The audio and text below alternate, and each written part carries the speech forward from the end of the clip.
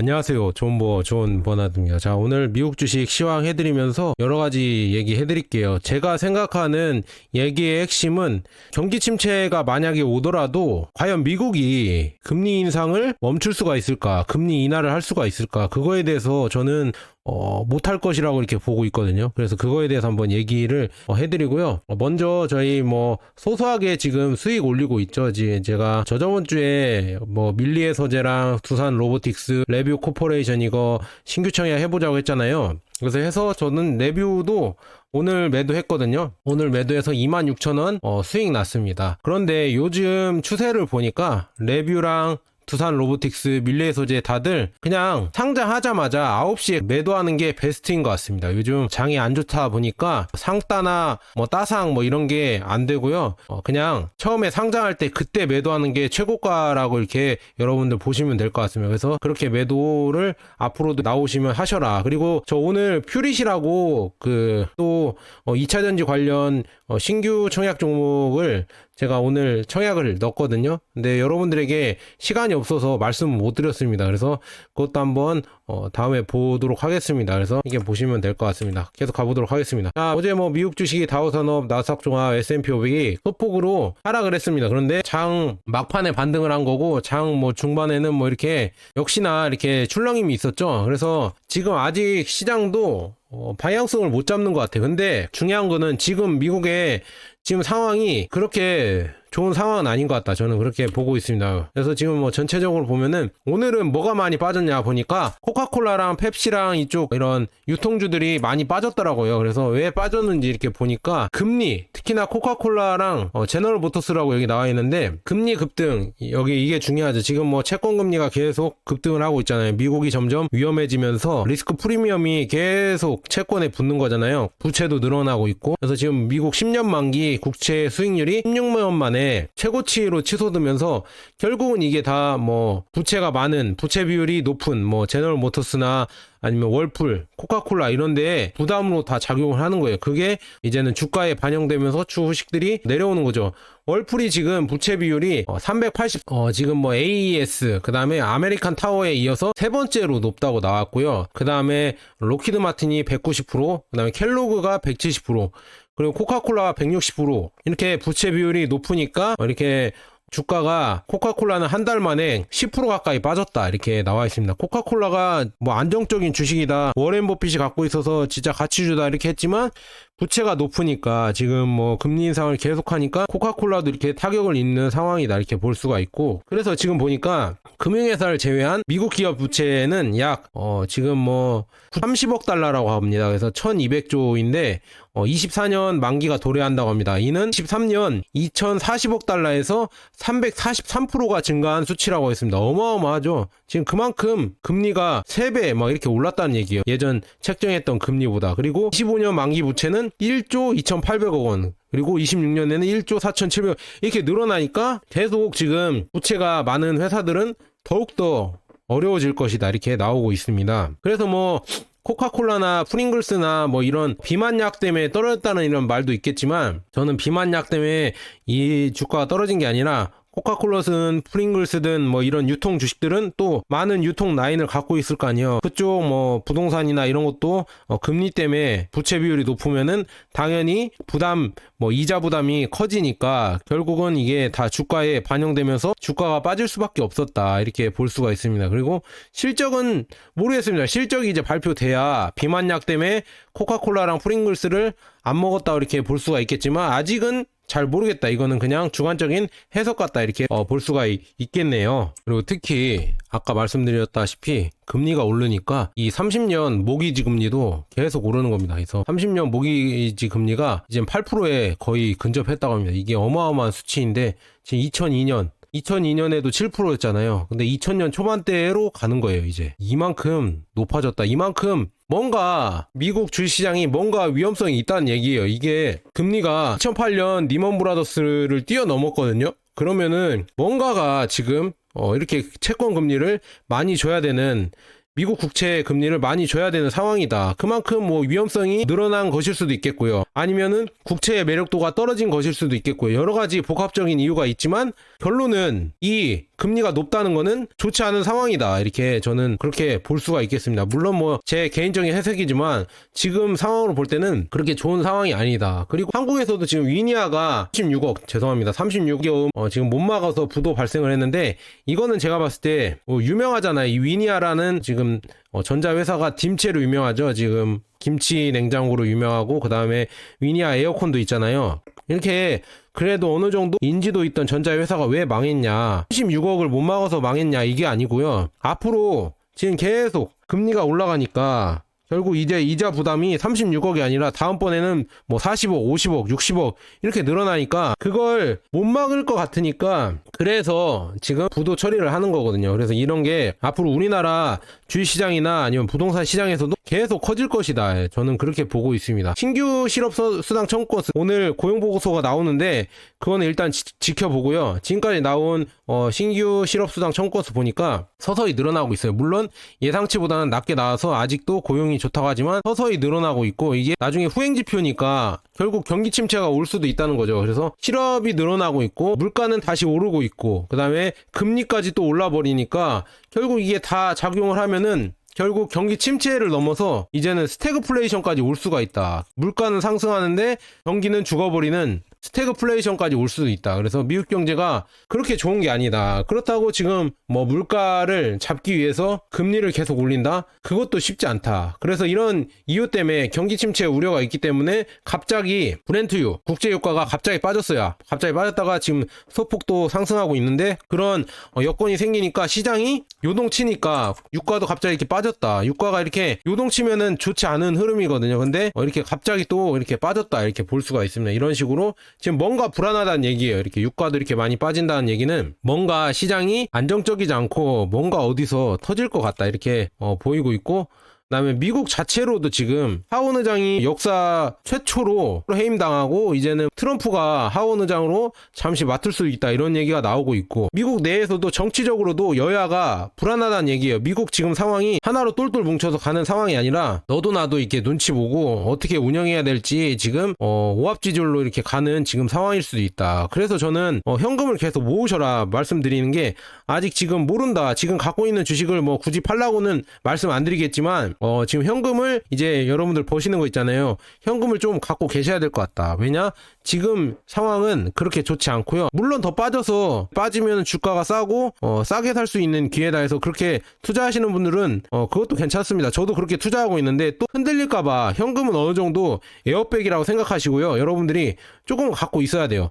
지금 같은 시기에서는 등락이 거듭되고 어디로 갈지 모르니까 그래도 한 20%는 갖고 있어야 여러분들이 갑자기 폭락하거나 갑자기 돈이 필요할 때 그 돈으로 메꾸고 홀딩할 수 있기 때문에 여러분의 멘탈을 잡기 위해서 보유를 해야 된다. 저는 그렇게 보고 있고, 미국이란 자체가 지금 힘들어지는 게 뭐냐면 계속 국가 부채를 늘리고 있다는 게 이게 문제예요. 셧다운도 어떻게든 막았지만 결국 계속 국가 부채가 늘어나고 있고, 그 다음에 중국은 미국 국채를 계속 덤프하고 있고 팔고 있고, 이 매도 속도가 빨라지면서 갑자기 미국 지금 시중 금리가 오르는 거거든요. 이런 게 다 중국의 이런 영향이 크지 않을까. 그리고 중요한 거는 미국이 괜한 중국을 디커플링 한다고 계속 압박하니까 오히려 중국도 만약에 상황이 안 좋아졌지만 미국 상황도 안 좋아지고 있다. 그래서 지금 보면은 테슬라, 애플, 엔비디아, 인텔, 퀄컴 이런 빅테크 주식들이 앞으로 이제 이렇게 규제를 해버리면은 중국으로 수출망이 막히면은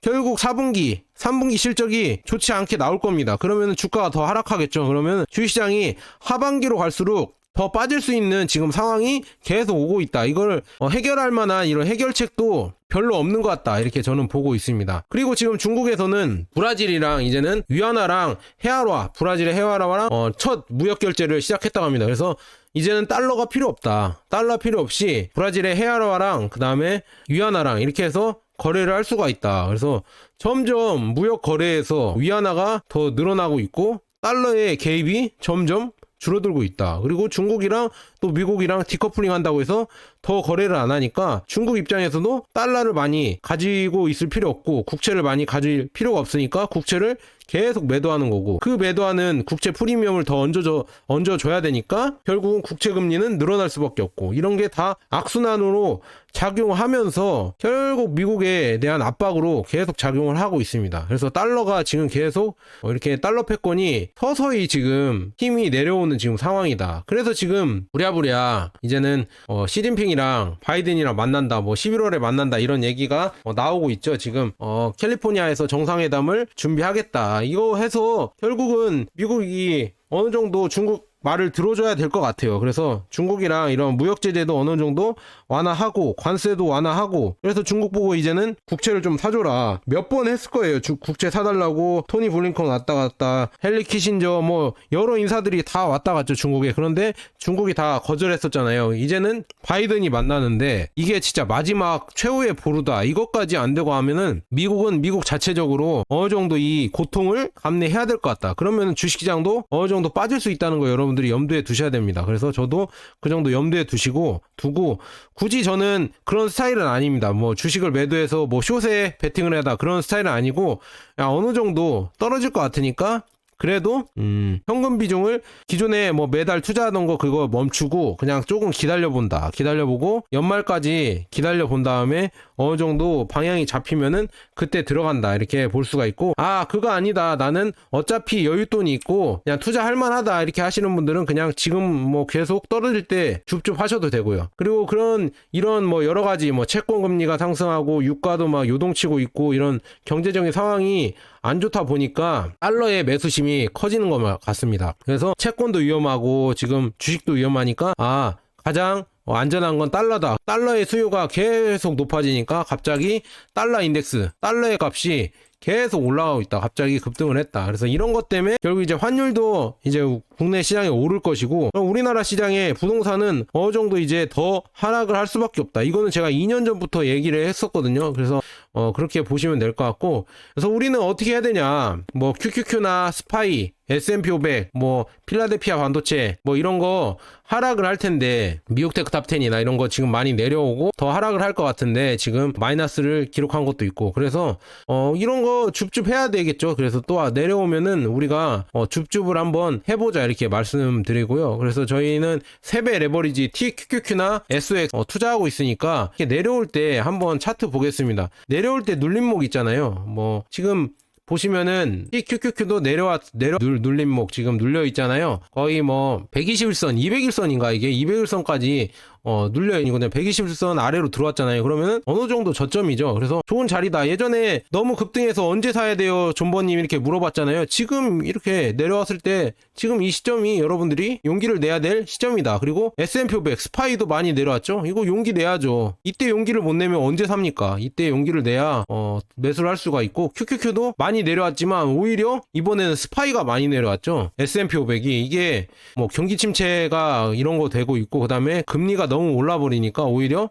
지금 빅테크 주식들은 오히려 이걸 경기 방어를 해주는데, 오히려 이런 경기 방어주들이 오히려 이렇게 금리가 올라가 버리니까 더 빠져버린다. 그리고 정유주가 또 급락을 해버리니까 거기에 맞춰서 또 S&P 500이 내려왔다, 이렇게 볼 수가 있습니다. 그냥 이거는 제 개인적인 해석이고요. 일단 보면은 S&P 500도 많이 내려왔으니까 그냥 우리 그냥 일반인의 관점에 봤을 때 많이 내려왔잖아요. 이거 차트만 봐도 차트로 보고 투자하지 말라고 했는데, 그냥 차트는 그냥 보는 겁니다. 많이 내려왔는지. 이렇게 이럴 때가 쌌었잖아요. 이렇게 121선 터치했을 때가 대체적으로 S&P 500이나 QQQ나 대체적으로 이때가 쌌잖아요. 이때가 쌌다 이렇게 벌어졌다가 다시 또 왔어요. 그러면은 이 저가 매수 지역을 여러분들이 공략을 하는 거죠. 다 알려드렸습니다. 저는 이때 매수한다는 거 알려드렸습니다. 여러분들도 잘 참고하셔서 현금 비중을 늘리고, 이럴 때 매수를 조금씩 더 하셔라. 저는 현금 비중 늘리라고 몇 달 전부터 말씀드렸습니다. 그래서 지금 마지막으로 또 말씀드리는 게, 지금 미국 경기가 그렇게 좋은 상황도 아니고 부채는 늘어나고 있고, 그렇다고 금리를 내릴 수 없는 상황이고, 그렇기 때문에 위기가 오고 있어요. 그래서 여러분들 위기가 올 때마다 어떻게 해야 되냐면 정신 바짝 차리고요. 여러분들의 포트폴리오를 점검하시고, 그 다음에 여윳돈으로 내가 투자하고 있는지, 그리고 현금 비중은 어느 정도 있는지 그걸 체크 꼭 하셨으면 좋겠습니다. 주식은 어떤 종목이든 뭐 여윳돈으로 투자하는 게 가장 중요합니다. 어떤 종목이든 여윳돈이 아닌 상태에서 아무리 애플, 테슬라 좋은 종목을 투자한다 한들 결국 결국 이 등락에 깨질 수밖에 없거든요. 그러니까 여윳돈으로 투자하시고요. 현금도 종목이라고 생각하고 현금 비중도 가져가셔야 됩니다. 저는 그렇게 말씀드리고 싶습니다. 매번 그런데 이렇게 위기가 오지만 매도할 이유는 매번 있었어요. 여러분들 이 S&P 500 100년 차트를 보시면은 매번 120년이 넘어가네요. 120년 차트를 보면은 매번 여러분들 매도할 이유는 있었습니다. 하지만 이 수많은 매도할 이유 중에 여러분들이 매도를 하지 않고 거기에서 역발상으로 매수를 했다고 하면은 여러분들은 더 많은 누리셨겠죠. 그래서 이런 걸 잘 보시고 매도할 이유가 생기면은 오히려 여러분들은 매수할 생각을 하자. 저는 그렇게 말씀드리고 싶습니다. 자, 그다음 뭐 개별주를 한번 보도록 하겠습니다. 테슬라가 지금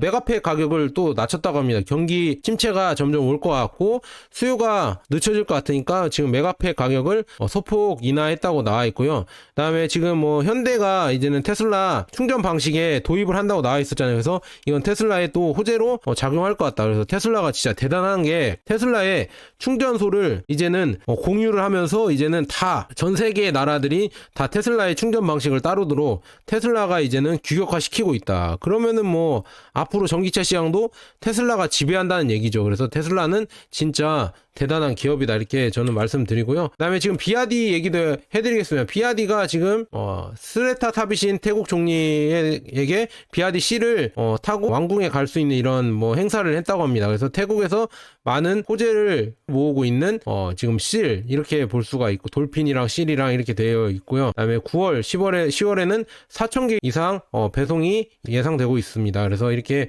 여러분들 보시면 될 것 같습니다. 그래서 지금 태국에서 이제는 일본 자동차가 거의 뭐 독점을 했었는데 이제 전기차로 넘어가면서 중국 전기차가 이제는 그 독점을 깨고 있다는 게 고무적이다 이렇게 말씀드리고요. 그다음 비아디는 지금 브라질에 공장의 착공을 위해서 바이아의 무슨 WCF 행사를 지금 개최했다고 합니다. 그래서 이런 게 나와 있고요. 그다음에 포드는 4일 카마카리 공장을 바이아 정부에 공개를 했고 비아디는 PV, 그다음 배터리, 트럭, 버스 등 3개의 유닛으로 공장을 인수 및 건설을 할 수 있게 됐다 이렇게 나와 있습니다. 이렇게 되면서 뭐 2025년부터 생산 시작 가능성이 있고요. 초기 용량은 1만 대, 15만 대 그리고 뭐 다음 연도에는 30만 대로 증가할 것이다 이렇게 나와 있으면 이런 식으로 증가하면서 브라질에도 이렇게 비아디가 진출을 하고 있다는 거 이렇게 볼 수가 있습니다. 이런 거 여러분들 잘 보시고요. 그다음에 일본에서도 지금 전기차 판매량이 대단하다고 합니다. 상승률이 대단한 게 지금 이렇게 쭉 보시면 186대를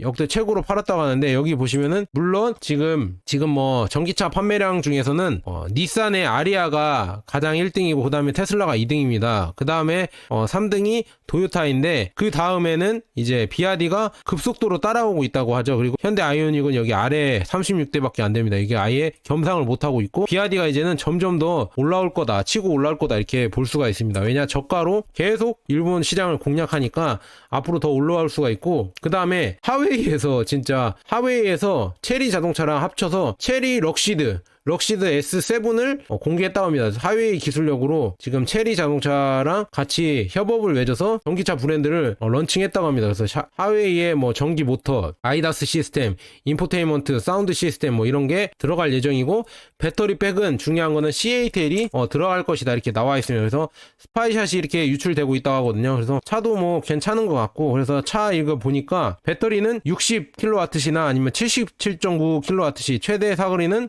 지금 705km다 이렇게 나와 있으면 이런 식으로 롱레인지로 나올 것 같다 이렇게 볼 수가 있습니다. 이런 식으로 하웨이에서도 이런 자동차를 낸다는 거. 그리고 지금 리튬 가격을 보니까 리튬 가격은 계속 하락하고 있네요. 이게 결국은 고금리에 수요가 줄어드니까 리튬 수요도 당연히 줄어들겠죠. 전기차 수요가 줄어드니까 이런 것 때문에 리튬도 이렇게 가격이 하락하는 것 같다 이렇게 볼 수가 있습니다. 그래서 앞으로 뭐 투자가 쉽지 않을 것 같다 이렇게 저는 보고 있습니다. 자, 여기까지 좀 번화되었습니다. 여러분 감사합니다.